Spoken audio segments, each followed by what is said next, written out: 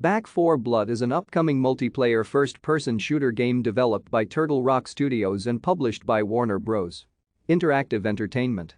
It is slated for release on October 12, 2021, for Windows, PlayStation 4, PlayStation 5, Xbox One and Xbox Series XS. The game has been considered to be the spiritual successor to Left 4 Dead, as it is being developed by the creators of the original game and features largely identical gameplay.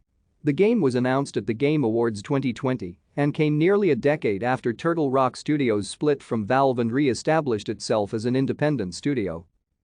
The gameplay of Back 4 Blood is largely similar to Left 4 Dead. Both are 4-player cooperative games and 8 players in a PvP mode with a focus on multiplayer and replayability. A new feature of Back 4 Blood is cards.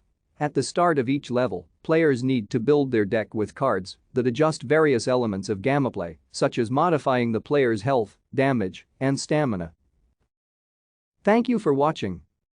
Like and subscribe if you would like to view more of our videos. Have a nice day.